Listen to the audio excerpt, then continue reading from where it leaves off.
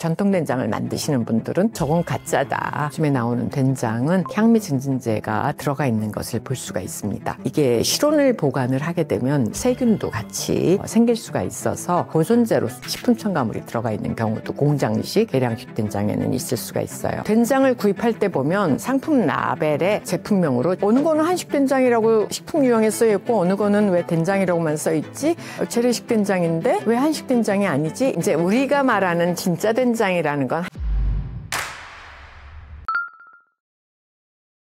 된장이 이렇게 위에다가 우리가 소금을 조금 뿌려놓거든요. 한번 그 소금을 치우고 꺼내서 먹으면 잘 따둑따둑 해놔야 돼요. 그리고서는 햇빛을 하루에 한 4시간씩 정도 쪼일 수 있게 볕 좋은 날은 항상 우리 옛날에는 소창으로 환기가 될 수 있는 그걸로 보재기를 해놨는데 요즘엔 유리로 이렇게 하고 구멍이 뻥뻥뻥뻥 밑에 이렇게 있는 스테인으로 가상사리가 되어 있고 햇빛을 쪼일 수 있는 뚜껑들이 나오고 있어요. 그래서 그 항아리에 그걸 해놓고 볕 좋은 날은 바람이 통하게도 해주고 환기를 시키고 빛도 쪼여주고 이렇게 해주셔야지만 곰팡이가 안 끼고 오래 보존할 수 있고 한번 떠서 먹을 때마다 잘 뒷정리를 하셔야 됩니다. 그리고 요즘에 나오는 된장은 소금의 함량이 높다 보니까 고혈압, 혈압을 관리하는 데 나쁘다. 그리고 짜게 먹는 게 우리 건강에 좋지 않다. 이렇게 해서 그 국가에서 전체적으로 소금의 염도가 12% 이하로 되는 저염된장을 만들라고 많이 했었어요. 그러다 보니까 저염된장이 나오는데 저염된장은 실온에서 보관하면 곰팡이가 끼거나 효모가 끼거나 이럴 수가 있기 때문에 냉장 보관을 하시는 게 맛을 그대로 보존하는 방법입니다. 검정색 곰팡이라든지 이런 것들이 슬었다면 먹으면 당연히 안 좋죠. 그런 것들은. 하지만 된장이 재래식으로 만들어서 염도가 19에서 24% 정도 되는 거다. 그러면은 그런 곰팡이가 슬지 않습니다. 물이 들어온다든지 이러지 않고서는요. 혹시 진짜 된장이 곰팡이가 슬었다라고 하면 그 부분을 좀 깊게 넓게 퍼내시고 얼른 그리고 다시 따독따독하고 소금을 흩어서 이렇게 보관하셔야 되죠. 이제 우리가 말하는 진짜 된장이라는 건 한식, 재래식 된장, 전통 된장을 말하는 건데요. 된장이라고만 식품 유형이 돼 있는 게 있고 한식 된장 이렇게 돼 있는 게 있어요. 이것들은 전부 콩하고 소금으로만 만들어진 건데 된장을 구입할 때 보면 상품 라벨에 제품명으로 재래식 된장 이렇게 쓰여 있습니다. 식품 유형에는 근데 한식 된장 이렇게 쓰여 있지 않고 된장 이렇게만 쓰여 있는 거예요. 그래서 어느 거는 한식 된장이라고 식품 유형에 쓰여 있고 어느 거는 왜 된장이라고만 써 있지?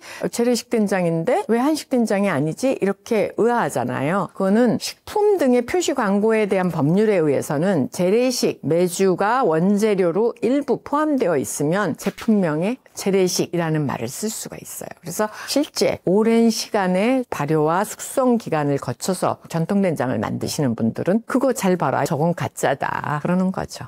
그렇죠. 그만큼 시간이 오래 걸리니까요. 시간을 그만큼 묶어 놓는다는 거는 그걸 만들어서 파는 분들한테는 투자가 많이 되는 거잖아요.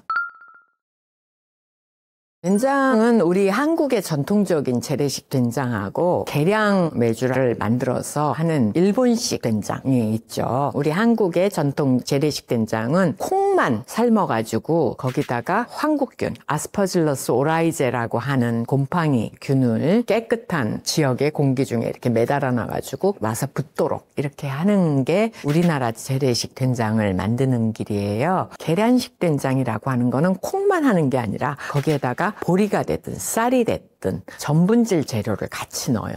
그러면 전분질 재료는 황국균이 내는 알파 아밀레이즈에 의해서 당으로 분해가 되고 콩단백질은 아미노산으로 분해가 돼서 약간 달짝지근한 맛이 나는 일식 된장이 되는 거죠. 미소가 되는 거예요. 그런 게 이제 계량식 된장이라고 우리가 얘기하는 거고요. 전통 된장은 숙성을 오래 해야지만 미생물에 의해서 콩단백질이 분해가 되면서 글루탐산을 비롯한 단맛, 쓴맛을 내는 아미노산들이 다양하게 생성이 돼서 그 맛이 어우러진 맛, 깊은 맛이 나게 돼요. 이렇게 오랫동안 숙성을 하는 이런 전통 재래식 된장은 따로 L-글루탐산 소다와 같은 향미 증진제를 쓸 필요가 없는 거죠. 하지만 계량식 된장은 단맛은 있지만 숙성하는 기간이 오래되지 않으면 단맛 외에는 글루탐산에 의한 감칠맛이 적기 때문에 계량식 된장을 보면 향미 증진제가 들어가 있는 것을 볼 수가 있습니다. 그리고 이게 실온을 보관을 하게 되면 전분질 재료가 들어가 있기 때문에 한국균만 생기는 게 아니라 세균도 같이 생길 수가 있어서 실온에서 오랫동안 보존할 수가 없기 때문에 보존제로 소르빈산 나트륨 같은 것들이 같이 식품 첨가물이 들어가 있는 경우도 공장식, 계량식 된장에는 있을 수가 있어요. 또 무슨 된장이 있냐면 막장이라고 하는 거 혹시 들어보셨어요? 이 막장이라는 것은 간장을 안 빼고 막 담근 간장이다 하는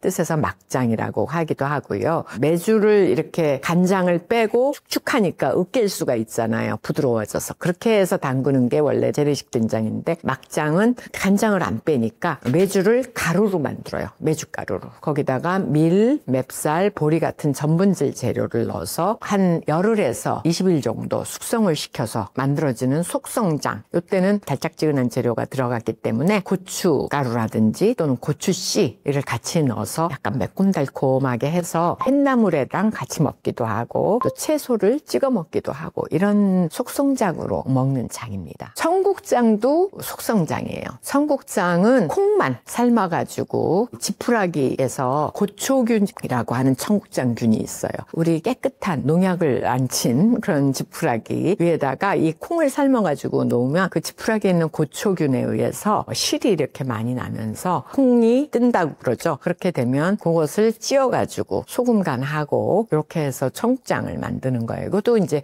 속성장이죠. 오랫동안의 발효 숙성 과정이 없이 그냥 발효만 시켜서 먹는 거다. 쌈장은 우리가 만든 고추장이랑 된장이랑 서고 거기에다가 고춧가루, 깨소금, 마늘 이런 것들을 넣어서 만든 양념장이라고 할 수가 있는 거죠. 그래서 우리 고기를 싸 먹을 때라든지 쌈을 싸 먹을 때 더 맛있게 참기름도 또 한 방울 똑 떨어뜨리고 해서 먹는 그런 장을 쌈장이라고 합니다. 된장을 이렇게 우리가 섭취를 했을 때는 항암작용을 하는 성분도 나올 수가 있고 그렇다고 하는 것들이 여러 논문에서 나오고 있습니다. 된장은 오래 보관할수록 좋은 거는 아니에요. 한 2년 정도까지 보관해서 드시는 게 저는 좋다고 생각하고요. 옛날 어머님들은 된장이 해가 넘어가고 그러면 색깔이 까매지고 빗물도 들어가고 그러면서 옛날에는 그런 좋은 뚜껑이 없었잖아요. 그러다 보니까 그런 데는 겨울철에 동치미를 담궈서 국물만 먹고 그 속에 있는 물을 다 못 먹어요. 그러면 그 동치미 물을 남은 거를 빼내서 그 채반에다 해서 꾸들꾸들 말려가지고 묵은 된장에다가 박아놔요. 그러면 그게 이제 무장아찌가 되는 건데 진짜 꾸들꾸들하고 맛있죠. 근데 요즘엔 그런 장아찌가 없고요. 그냥 무장아찌, 간장에다가 하는 장아찌가 많아서 사실 옛날 그 된장 장아찌는 맛보기가 쉽지 않습니다. 그 된장이 오래되면 좋다라고 하는 거는 묵은 김치에 유산균이 뭐 있어서 유산균 김치다 이런 말씀들을 하시는데 김치도 가장 잘 숙성이 됐을 때 유산균이 최고조에 도달했다. 그 다음부터는 줄어들어요. 그리고 된장은 아까 뭐로 우리가 발효를 한다고 그랬어요? 곰팡이, 아스퍼질러스 오라이자라고 하는 황국균이지 락토바실러스 같은 그런 유산균이 아니에요. 그렇기 때문에 곰팡이는 뭐 오래 가열하면 안 된다든지 뭐 이런 거는 맞지 않는 말이다. 국내산 된장이 좋긴 하죠. 단백질 함량이 높은 된장이 좋아요. 메주를 만드는 거는 콩 단백질을 발효 숙성시키는 식품이니까 메주콩에는 오일 함량, 기름을 짜는 그 기름 함량이 많은 콩이 있어요. 미국에서 수입한 콩 같은 것들은. 그러니까 그런 거보다는 우리나라에서 재배한 단백질 함량이 높은 노란 콩을, 메주콩을 사용하는 게 된장을 맛있게 만드는 방법이지. 된장은 단백질 식품이잖아요. 근데 단백질은 교질 상태를 형성을 해요. 그렇기 때문에 우리가 매운탕이나 된장찌개 이런 걸 하면 뭐 해산물을 넣는다고 그러면 잡내를 제거한다고 그러잖아요. 그런 것들은 그 된장의 상태가 물에 풀었을 때 교질용의 형태를 띠기 때문에 콜로이드 상태라서 흡착을 해서 그 비린내를 없애주거나 잡내를 제거하는 효과가 있습니다. 김장 때 수육을 할 때도 된장을 풀어주면은 돼지고기의 잡내를 제거하는 데 도움이 되는 거죠. 여름철이 되면 온도가 올라가니까 초파리들이 꼬이잖아요. 이 부분에 알을 낳아서 새둥지처럼 실어놓기가 좋거든요. 그래서 아주 굉장히 성가시러운데 초파리도 안 꼬이고 싶고 바나나를 좀 더 오래 먹고 싶다. 이 부분을 다 잘라내고 랩핑을 해서 냉장고에다가 넣어두면 열흘 정도까지 드실 수가 있고요. 그래도 이 다 못 먹었다. 이러면 어떡하느냐. 제가 사실 추천하는 거는 건강구조대 구독자 여러분 안녕하십니까? 저는 원광대학교 식품영양학과 명예교수를 하고 있는 이영은입니다. 바나나 요새 다이어트 하시는 분들이 많이 드시는 것 같더라고요. 바나나는 100g당 칼로리가 90kcal 정도로 탄수화물 함량이 높기 때문에 다른 과일에 비해서는 다소 칼로리가 높은 편이고요. 하지만 저항성 전분이라든지 팩틴과 같은 수용성 식이섬유를 다량 함유하고 있어서 포만감이 높아서 다이어트에 도움을 줄 수 있다고 생각이 됩니다. 특히나 아침 식사를 바나나로 대체했을 때 체중 감량에 효과적이라는 체험이 있었는데요. 두뇌에 당분을 제공함과 동시에 식욕 억제 호르몬인 렙틴 호르몬의 분비를 증가시켜서 하루 종일 총 섭취하는 칼로리를 감소시키는 효과가 있었던 것 같습니다. 특히 덜 익은 바나나에는 그 녹색 바나나 있잖아요. 저항성 전분이라고 하는 것들이 들어있어서 다이어트를 하실 때 맛은 좀 없지만 약간 떨뜨름하고 딱딱한 녹색 바나나를 드시게 되면 저항성 전분이 식이섬유로 작용해서 포만감을 좀 더 오래 유지할 수 있고 식욕을 억제해서 도움이 될 것 같고요. 특히나 혈당 스파이크를 가져오게 되면 복부 비만이 되는 뱃살이 찌기가 쉬운데 이런 혈당 스파이크를 억제해줘서 복부 비만을 예방해줘서 건강에도 도움이 됩니다. 저는 바나나의 진짜 건강의 이점은 바이타민 A와 바이타민 B가 풍부해서 다이어트로 인해서 피부가 노화가 빨리 일어난다든지 이런 분들한테 바이타민 A는 피부를 튼튼하게 해서 효과적일 수가 있고요. 또 바나나 속의 팩틴은 장의 기능을 활발하게 해서 다이어트를 하실 때 변비들이 많이 오잖아요. 이런 변비 예방에 도움을 줄 수가 있습니다. 그리고 바나나 속의 단백질 중에 트립토판이라고 하는 아미노산이 많이 들어있어요. 우유처럼. 그래서 이 트립토판이라는 아미노산이 우리 몸에 들어가서 행복 호르몬이라고 하는 세로토닌을 만들어서 우울감을 없애줄 수가 있고 마그네슘이 풍부하기 때문에 근육의 긴장을 풀어주기도 하고 우리가 수면 호르몬이라고 하는 멜라토닌을 활성화시키는 데 도움을 줘서 불면증 해소에도 도움을 줘서 다이어트 할 때 나타나기 쉬운 부작용들을 좀 없애주는 데 도움을 줄 수 있는 것들이 특히 좋은 점이라고 생각합니다. 다이어트 할 때 먹을 때 좀 주의할 점이라고 한다면 우리가 다이어트 중에는 소량을 먹기 때문에 중간중간에 배가 고프기가 쉽잖아요. 그런데 바나나를 이렇게 말려서 바나나 칩으로 해서 먹는 것들을 간식으로 바나나 먹듯이 드시는 경우들이 있는데 바나나 칩을 그 자체 생것으로 그대로 말렸더라도 당분이 농축이 되기 때문에 작은 양을 먹어도 칼로리가 높기도 하고 또 바나나에는 탄수화물 함량이 높은 편이잖아요. 그래서 빵이라든지 면 이런 건 탄수화물을 습관적으로 많이 드시는 분들은 빵이나 면을 자제를 해주셔야지만 다이어트에 도움이 될 수가 있겠습니다. 일반적으로 바나나에는 칼륨이 많아서 나트륨 배출을 도와주고 혈압을 떨어뜨려주기 때문에 오히려 고혈압 환자들한테는 좋은 식품으로 권장이 되고 있고 노인들은 또 칼을 쓰기가 불편하시잖아요. 고혈압을 가지고 있는 노인분들에게 추천하는 식품 중에 하나예요. 하지만 혈압이 저혈압인 사람들이라든지 이런 사람들은 바나나만 많이 먹어서 다이어트를 한다 그러면 좀 조심해야 되겠죠. 바나나는 후숙과일이잖아요. 그래서 후숙을 하느라고 놔두면은 전분이 당으로 바뀌면서 이 당이 후숙과일들이 뿜어내는 에틸렌가스에 의해서 발효가 되면서 시큼한 냄새가 나는 산으로 변하게 돼서 초파리들이 꼬이게 되죠. 그래서 아주 굉장히 성가시러운데 특히나 바나나의 그 꼭지 부분에 초파리들이 꼬여들면 거기에 알을 낳고 증식을 해서 바나나가 이제 초파리를 꼬이는 아주 좋은 식품으로 알려져 있는데요. 이렇게 바나나를 우리가 후숙을 하는데 얼마 정도 시간을 두고 먹을 수 있느냐? 만약에 바나나를 우리가 이렇게 걸어서 좀 서늘한 곳에 25도 정도씨에다 놓으면은 한 3일이면은 바나나가 다 후숙이 돼요. 하지만 한 5일쯤 되면 당도가 높아졌다가 다시 떨어지면서 갑자기 물컹해지거든요. 그러면서 이제 초파리들이 더 많이 꼬이게 꼬이는 그런 상황이 되잖아요. 그래서 바나나는 한 15도씨 정도 이렇게 되는 서늘한 곳에다가 이렇게 옷걸이나 아니면 이렇게 바나나 걸어서 놓는 이 손을 이렇게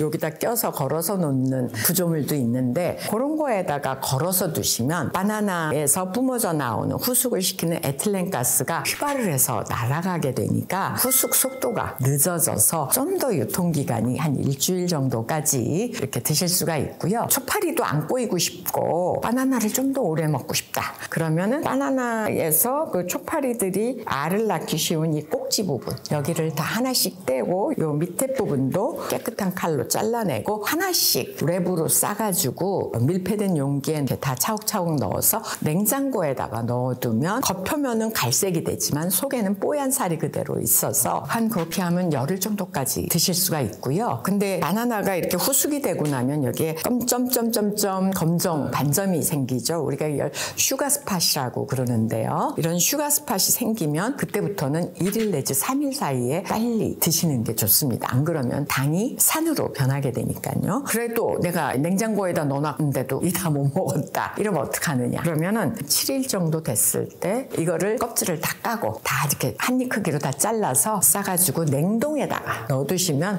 한참 두고 드실 수가 있죠. 냉동에 있는 것들은 바나나 생으로 먹는 것처럼 드시기는 어렵고요. 우유를 넣어가지고 스무디를 해 먹는다든지 다른 딸기 같은 과일이랑 같이 해서 먹는다든지 이렇게 하시면 조금 더 든든하고 오래 포만감을 유지하실 수 있어서 도움이 되겠습니다. 그러니까 나무에 걸려있는 것처럼 착각하는 게 아니라 이렇게 걸어 놓으면 후숙을 시키기 위해선 발생시키는 에틸렌가스가 기체다 보니까 이렇게 걸어두면 이렇게 휘발을 공기 중으로 하는 거죠. 그래서 그 에틸렌가스의 농도가 낮아지니까 빨리 후숙이 되는 게 아니라 조금 더 천천히 후숙이 돼서 익는 기간이 좀 더 오래 가니까 유통기한도 한 일주일 정도까지 한 15도씨 정도에서 갈 수 있다. 그 얘기예요. 이렇게 닿는 부분 이런 부분들은 물러지기도 쉽고 이러니까 꼭지와 꼭지 사이를 옷걸이에 이렇게 된 부분에 이렇게 걸어서 좀 베란다 같은데 좀 서늘하고 통풍이 잘 되는 곳에다가 놔두면 도움이 되겠습니다. 예를 들어서 뭐 바나나 브렐레 같이 바나나를 이렇게 반으로 잘라가지고 거기다가 설탕을 솔솔솔 뿌려주고 토치로 볶기 만들듯이 카라멜화 시켜서 녹여가지고 단단하게 굳힌 다음에 그거 먹으면 좋은데 그거는 칼로리 폭탄 아니겠습니까? 그래서 이거는 가족 캠핑 갔을 때 어른들도 어쩌다 한번 일탈을 하고 싶을 때 나 행복 호르몬이 필요해 이럴 때 한 번씩 추억의 시간을 가지고 해서 드시는 거고요. 제가 사실 추천하는 거는 바나나 케이크 같은 거예요. 잘 익은 바나나를 으깨고 거기에 밀가루, 설탕 약간, 달걀, 우유 이렇게 넣어가지고서는 잘 해서 오븐이나 전자레인지에서도 요즘에 하기도 하고 찜통에서 이렇게 해서 바나나 케이크를 만드시는데 요즘에는 또 밀가루가 살찔까봐 요거를 쌀가루나 또는 아몬드 가루로 바꿔서 만드시는 분들도 있고 요즘엔 또 납작귀리 있잖아요. 귀리죽 해먹는 그거를 갈아가지고 건강한 다른 대체 재료로 바꿔서 바나나 케이크를 해 드시는데 이렇게 하시면은 원래 레시피에서 설탕과 버터의 양만 조금 줄이셔도 맛있게 드시면서도 포만감도 있고 바나나의 각각의 그 성분들의 건강 효과들도 다 누리실 수 있는 좋은 방법이 아닐까. 간편하게 또 할 수 있으니까 요즘 바쁜 분들한테 도움이 될 것 같습니다. 지금 이거는 꽤 괜찮은 바나나 같아요. 되도록이면 꼭지 이 부분이 짧고 뭉툭한 게 좋고 초파리가 끌리는 이런 효과도 좀 덜할 수가 있고 해서 좋다고 알려져 있고요. 바나나들 하나하나들도 이렇게 가늘고 긴 거보다는 좀 퉁퉁한 거, 뭉툭한 것이 더 단맛이 강하다라고 알려져 있고 겉표면에 이런 이렇게 상처라든지 검은 반점 이런 게 되도록 없는 깨끗한 걸로 고르시는 게 좋다 이렇게 말씀드릴 수가 있겠고요. 바나나는 사실 후숙과일이긴 하지만 다이어트를 하시기 위해서 저항성 전분을 내가 먹어야겠다 그게 아닌 이상 너무 녹색인 걸 사서 후숙을 시키려고 하면 집안에 특히 더운 여름철에는 그 초파리가 꼬일 수 있으니까 오히려 밖에서 구매하기 전에 이렇게 노란 색깔이 잘 어느 정도 익은 상태로 구매를 하셔서 그러니까 냉장 보관하는 거 있죠. 그런 상태로 놓고 그 상태의 맛을 계속 일주일 정도 유지하면서 드시는 게 여름철에는 더 좋아요. 좋은 방법일 것 같다 말씀을 드립니다. 네, 이제 여름철이 되면 온도가 올라가니까 바나나 집에서 사다 놓으면은 어디서 날라왔는지 초파리들이 꼬이잖아요. 그러면은 창으로도 들어올 수 있고 하수구를 통해서 들어오기도 하는데 얘네들이 와가지고는 요 당분이 시큼하게 된 요 냄새를 맡고 와가지고서는 요 꼭지 부분이 다른 과일처럼 매끄럽지가 않고 요 부분에 알을 낳아서 새둥지처럼 실어놓기가 좋거든요. 그러니까 요 부분에다가 알을 낳고 아주 빨리 유충이 돼서 증식을 하니까 굉장히 버글버글한 것처럼 느껴지는 거예요. 그래서 우리가 냉장 보관하실 때에는 요 부분을 다 잘라내고 랩핑을 해서 밀폐된 용기에다 넣어서 그 잘 익은 상태의 것들을 냉장 보관해 두시면 한 일주일 정도 신선하게 드실 수가 있다 그런 얘기죠. 다이어트를 하기 위해서는 자기가 지금 평상시 필요한 칼로리에서부터 500에서 800kcal 정도를 저감시켜서 드시는 것이 좋습니다. 그래서 보통 식사에서 섭취하는 탄수화물 섭취량, 밥의 양을 3분의 1 공기씩 줄이게 되면 한 300kcal가 떨어지거든요. 그리고 운동으로 한 200kcal 정도 더 소모하고 반찬들을 그동안 먹던 양에서 반 정도로 줄이면 칼로리가 줄어들게 되니까 이렇게 해서 한 800kcal씩 줄이면 다이어트에 도움이 되는데 이런 식으로 음식 한 가지만 먹는 거 원푸드 다이어트는 건강한 다이어트라고는 할 수가 없어요. 그 한 가지 식품에 들어있는 영양소라고는 거는 아무리 좋다 하더라도 골고루 우리가 필요한 30가지 영양소를 다 가지고 있을 수 있는 식품은 없거든요. 그래서 원푸드 다이어트는 단기간에 살을 조금 빼는 데는 반짝 도움이 되는 것 같지만 장기간으로 보면 그다지 도움이 안 되고 몸만 축내는 일이 되고 수분과 단백질, 근육이 빠져서 결국은 인슐린 저항성이라든지 이런 것들에도 문제가 생기기 때문에 저는 한 가지 식품만을 집중적으로 먹어서 하는 원푸드 다이어트는 지속 가능하고 건강한 다이어트라고 말씀드리기는 좀 어렵고요. 먹는 양을 줄여서 일반적으로 밥의 양하고 반찬의 양을 평소 먹는 것보다 반 정도씩 줄이면 500kcal는 충분히 섭취를 제한할 수가 있고 운동으로 한 200kcal 정도 더 소비를 하면 700kcal 뺄 수 있잖아요. 이런 식으로 하는 것이 결국은 더 지속 가능하고 요요 현상이 없이 건강하게 다이어트를 할 수 있는 방법이다. 그렇게 말씀드리고 싶습니다. 이렇게 조그만 미니 단호박 있죠. 그거는 한 3분 정도 전자레인지에 돌려주시면 훨씬 오래 드실 수가 있고요. 단호박은 피부의 방어력을 좋게 해서 예방이 될 수가 있다. 바나나와 마찬가지로 단호박도 칼륨 함량이 매우 높기 때문에 나트륨 배출을 도와줘서 혈압 관리에 도움을 줄 수가 있습니다. 그래서 그 단호박을 구워서 깍둑썰기를 하거나 또는 쪄서 깍둑썰기를 한 것들을 꼬지에다가 자숙한 문어랑 같이 깨요. 제가 얼마 전에 먹어봤는데 단호박 수프를 만들 때 킥은 단호박의 겉표면을 보면 굉장히 단단하고 반질반질하잖아요. 물론 땅바닥에서 맺히는 열매이긴 한데 이렇게 흙이 묻어있고 이물질이 묻어있다 하더라도 단호박들을 충분히 담글 수 있는 충분한 양의 물에다가 10분 이상에서 20분까지 담궈놔요. 그러면 여기에 묻었던 이물질들이 다 불어서 떠오르게 됐거든요. 아니면 요 사이사이에 껴있을 수도 있으니까 이런 거는 부드러운 수세미, 부드러운 스펀지 같은 걸로 이렇게 닦아서 흐르는 물에다가 샤워를 한 3번 정도 시켜서 깨끗이 닦아서 드시면 영양소가 많은 껍질째 드셔도 문제가 없습니다. 어떤 분들은 보니까 베이킹 소다로 씻고 식초로 씻고 하는데 농촌진흥청에서 실험을 해봤을 때 그런 거로 씻는 거랑 물로만 씻는 거랑 위생적인 안전성에 있어서 차이가 없었기 때문에 그렇게 씻는 것들이 오히려 영양소를 파괴한다든지 이럴 수 있으니까 그냥 물로 깨끗하게 씻어주시면 될 것 같아요. 당연히 조금 칠 수 있죠. 그렇지만 농약은 법상 생화학적 분해가 일어날 수 있는 시간인 2주 전, 수확하기 2주 전까지만 칠 수 있도록 법적으로 제한을 하고 있고요. 또 농약이 묻어 있다고 해도 이것들을 다량의 물에다가 담궈서 다 씻어내고 그러면 그 잔류 농약이 거의 베이킹 소다나 식초를 넣어가지고 닦고 하는 거랑 차이가 없습니다. 여기다가 이렇게 딱 이렇게 닫고 있으면 여기가 통풍이 안 되니까 그런 곰팡이나 물러지기가 쉬워요.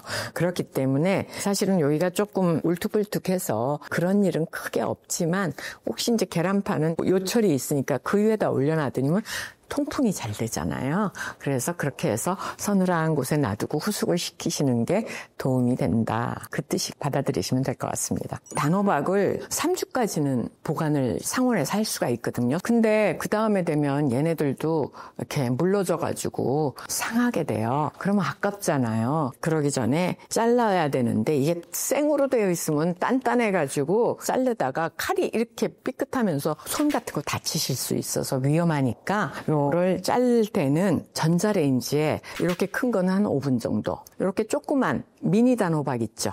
그 밤호박이라고 하기도 하고, 그거는 한 3분 정도 전자레인지에 돌려주시면 살짝 익어요.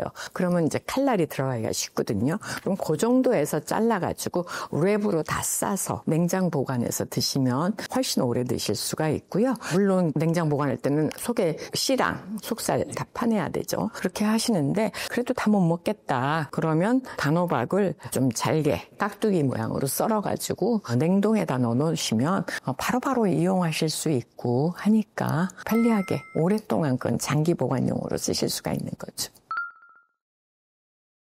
단호박은 옐로우푸드의 대표 주자 아니겠습니까? 옐로우푸드라고 하는 거는 대표적인 항산화 물질인 베타카로틴 함량이 높다는 거고요. 이 베타카로틴은 우리 몸에 들어가서는 바이타민 A로 전환이 된다라고 그랬어요. 그러면 바이타민 A는 우리의 피부를 튼튼하게 하는 성분이기 때문에 피부의 방어력 을 좋게 해서, 피부라고 하는 것은 면역체계의 1차 방어선이거든요. 피부가 튼튼해지면 면역력이 증진이 되고 또 노화도 피부가 좋아지니까 예방이 될 수가 있다라고 하는 거죠. 그래서 어르신들한테 좋은 식품이죠. 그리고 또 잘 알다시피 바이타민 A라고 하는 거는 눈 건강에 도움이 되는 걸로 알려져 있어요. 그래서 도움이 되고, 바나나와 마찬가지로 단호박도 칼륨 함량이 매우 높기 때문에 어르신들은 한 40% 정도가 고혈압을 가지고 계시니까 나트륨 배출을 도와줘서 혈압 관리에 도움을 줄 수가 있습니다. 또 식이섬유하고 수분 함량도 매우 높아서 변비라든지 콜레스테롤 수치도 낮춰줄 수가 있어서 암 예방에도 도움이 되고요. 또 탄수화물이 한 15 내지 20% 정도 이렇게 들어있음에도 불구하고 그 함량에 비해서는 칼로리는 낮은 편이어서 부담 없이 드실 수 있고, 또 호박즙이 붓기를 빼는데 좋다고 그러잖아요. 그래서 어르신들이 드시기에 좋은 식품이다. 달달한 맛도 있고 그렇게 생각이 듭니다. 단호박을 우리가 쪘을 때나 오븐에 구웠을 때 흰색 결정같이 이렇게 있는 거가 흰색 곰팡이로 오인하시는 분들이 있는데, 사실은 단호박이 당분이 많기 때문에 이것들이 결정화돼서 그렇게 보이는 거고요. 혹시라도 단호박의 생거에서 만약에 곰팡이가 핀 데가 있다, 그러면은 그 부분만 잘라내시면 생거는 다른 부위는 드실 수가 있어요. 근데 이 단호박을 가지고 음식을 만들어 놨는데 어느 한 귀퉁이 부분에 곰팡이가 폈다. 그러면은 음식에서는 그 한 부분처럼 보이지만 그것만 도려낸다고 해도 전체에 다 곰팡이 포자가 퍼져 있을 수 있어서 드시면 위험하시니까 다 아깝지만 버리도록 하시는 게 좋겠습니다. 단호박은 지금 여기서 보이는 것처럼 이제 갔다면은 이 꼭지가 초록색이 띄거든요. 그리고 수분이 많아요. 이런 것들은 후숙을 시켜야 되는 거예요. 그래서 이렇게 한 2주 정도 이렇게 하면 이게 이렇게 마르고 수분이 없이 이렇게 되는데, 이 정도 되면은 후숙이 돼 있는 상태입니다. 그러니까 이렇게 해서 돼 있는 단호박을 구매해 오시는 게 이제 바로 드실 수 있는 방법이고, 내가 뭐 농장에서 직접 키우시거나 농장에서 바로 샀다, 신선한 걸, 그러면 이 초록색 꼭지가 수분이 없을 정도로 2주 정도 후숙을 시키시면 더 달달해지고 맛있습니다. 네. 제가 얼마 전에 먹어봤는데 단호박이 문어랑 굉장히 맛이 잘 어울리더라고요. 그래서 그 단호박을 구워서 깍둑썰기를 하거나 또는 쪄서 깍둑썰기를 한 것들을 꼬지에다가 자숙한 문어랑 같이 깨요. 그리고 살사 소스 있잖아요. 토마토, 양파, 파프리카라든지 뭐 이렇게 해가지고 이렇게 한 살사 소스에다가 찍어가지고 이렇게 먹으니까 아주 이국적인 맛도 나고 맛도 참 좋은 것 같았어요. 그런 것들 괜찮다고 생각이 됩니다. 그리고 이제 저는 단호박 수프 좋아하는데요. 단호박 수프를 만들 때 킥은 양파를 뭉근한 불에 갈색이 날 때까지 오래 볶아가지고 양파를 좀 듬뿍 같이 넣어서 단호박 찐 거랑 같이 갈아서 이렇게 주시고 그러면 맛이 좋아져요. 나중에 소금, 후추 치시고 또 단호박에 좀 더 부드러운 맛을 원하신다 그러면 생크림 같은 거 조금 마지막에 넣어줘서 같이 이렇게 해주면 맛도 더 부드러워지고 조금 고급스러운 맛이 난다고 할까요? 그렇게 먹는 거 좋아합니다. 겉껍질의 색깔이 진한 녹색인 게 좋고요. 요 사이에 골이 선명하게 파있고 이렇게 한 것들이 더 좋은 단호박이에요. 그리고 어떤 사람들은 단호박이 이렇게 좀 들어봐서 묵직한 게 좋은 거다 뭐 그러는데 실제 농장을 하시는 분이나 가락시장에서 경매하시는 분들은 그 묵직한 거는 상관없고 요 꼭지가 잘 마르고 수분이 없는 거 골라서 사가시는 게 좋다 그런 말씀을 주시더라고요. 아보카도는 초록색이 진한 게 좋고요. 에틸렌가스가 나와서 빨리 후숙이 되니까 양배추나 브로콜리 같이 후숙이 되면 뭉그러지고 그런 채소들하고는 같이 안 놔두시는 게 좋습니다. 아보카도는 한 번을 이렇게 사면은 7개씩 한 박스에 들어있잖아요. 그래서 이걸 집에 와서 후숙을 시키려고 그러면 갑자기 한꺼번에 다 익어서 하루에 1개 정도씩만 먹어야 되거든요. 이게 워낙 칼로리도 높고 막 물러지니까. 그래서 어르신들이 좋아할 만한 거는 단단한 아보카도를 사와서 얘랑 으깨지 말고 깍둑썰기로 잘게 해서 이렇게 해서 먹어도 한 끼 뚝딱 해치우기가 참 좋은 것 같아요. 아보카도는 다른 과일과는 다르게 단맛이 있는 게 아니라 지방이 많이 있죠. 지방이 한 15g 정도 100g당 그리고 단백질도 2g 정도 들어있고 칼로리는 160kcal나 돼요. 그래서 꽤 칼로리가 많이 나가는 한 끼 식사로 먹어도 손상이 없는 든든한 과일인데요. 어르신들이 좋다고 하시는 이유는 한 50대 60대 때 심혈관계 질환을 앓고 계시는 분들이 많이 있으시잖아요. 근데 이 아보카도 과육 에 들어있는 지방산의 70%는 올레산이라고 하는 단일 불포화 지방산을 함유하고 있는데요. 이 단일 불포화 지방산은 오메가3보다도 더 심혈관계 질환 위험을 낮춰주는데 도움이 된다고 알려져 있습니다. 그러니까 그런 정보를 많이 들으시고 어르신들이 찾아 드시는 거라고 생각이 되고요. 또 장 건강에 도움을 주고 있고요. 식이섬유가 많아서 포만감을 유지해주고 또 뼈 건강에 도움이 된다는 비타민 K 그리고 지방이 많이 들어있기 때문에 비타민 E라고 하는 천연 항산화제가 들어있어서 우리 몸에서도 항산화제 역할을 도와줄 수가 있어서 도움이 될 수가 있습니다. 그리고 뭐 아시다시피 아보카도도 후숙 과일이에요. 근데 이제 한 번을 이렇게 사면은 7개씩 이렇게 막 한 박스에 들어있잖아요. 그래서 이걸 집에 와서 후숙을 시키려고 그러면 갑자기 한꺼번에 다 익어서 하루에 1개 정도씩만 먹어야 되거든요. 이게 워낙 칼로리도 높고. 근데 이걸 한꺼번에 다 먹을 수가 없잖아요. 막 물러지니까. 그래서 그렇게 초록색 아보카도, 단단한 아보카도를 사와서 2개 정도는 포일로 이렇게 감싸 놓으면 이틀이면 상온에서 후숙이 돼요. 에틸렌가스가 날아가지 않게 해주는 효과가 있어서 좀 더 빨리 후숙이 되고요. 그냥 놔두면 한 4일에서 7일 정도까지도 걸리거든요. 그 종류에 따라서. 그래서 보통 이런 초록색 색깔을 띠고 있는데 이게 이제 이렇게 짙은 갈색이 조금 돼야죠. 그리고 이렇게 살짝 눌러봤을 때 테니스공 눌러지는 정도의 말랑함이 있으면 아주 잘 익은 거다. 그러면은 어떻게 해야 돼요? 그 다음에는 요거를 반을 과도로 쫙 이렇게 합니다. 그래가지고 요 앞뒤를 반대 방향으로 돌려요. 그러면 이렇게 떨어지죠. 한쪽에는 그러면 동그란 딱딱한 씨가 들어있어요. 그 씨를 칼날로 이렇게 탁 치면은 거기에 딱 박히면서 싹 뽑아지거든요. 그런 다음에 후숙이 잘 된 정도면 스푼으로 이렇게 껍질 사이에 이렇게 넣어가지고 이렇게 하면은 싹 벗겨지는 것 같아요. 그렇게 해서 칼을 비스듬하게 해서 썰어가지고 샌드위치 하는데 넣어서 드셔도 좋고 넣고 잘 익은 것들은 으깨가지고 양파랑 토마토 잘게 썰은 것들을 넣고 과카몰리 소스해서 샌드위치 하는데 넣어서 먹어도 좋고, 어르신들이 좋아할 만한 거는 저는 명란 아보카도 비빔밥이라고 생각하는데요. 한 끼 뚝딱 해치우기가 참 좋은 것 같아요. 명란젓도 좋아하시고 거기에 우리나라 한식에 가까운 어떤 퓨전 푸드라고 할까요? 그래서 잘 익은 아보카도 넣고 참기름 한두 방울 떨어뜨리시고, 그거 가지고 성이 안 찬다 그러면 계란 하나 후라이해서 얹을 수도 있고, 김가루를 이렇게 부셔서 같이 넣어도 우리나라 정서에 더 맞는 그런 맛이 되고 하니까, 그렇게 해서 명란 아보카도 비빔밥 이렇게 해 드시면 저는 참 맛있게 먹을 수 있는 것 같습니다. 지금 여기 보면 이렇게 점점점 검은 색깔 있잖아요. 이거 곰팡이가 핀 거나 상한 거 아니에요. 그러니까 이렇게 초록색 과육이 있는데 이렇게 된 거는 이 속에 들어있는 폴리페놀들이 공기 중에 폴리페놀 옥시데이즈에 의해서 마이알 반응이 일어나면서 검은 점으로 보이는 거거든. 갈변 현상이 나타난 거니까 그냥 드셔도 되겠고요. 근데 전체적으로 다 과육이 시꺼멓게 됐다, 그거는 상한 거죠. 그리고 상하게 되면 조금 이상한 냄새가 나요. 초록색 과육이 많이 안 보이고, 그러면은 버리셔야 될 것 같아요.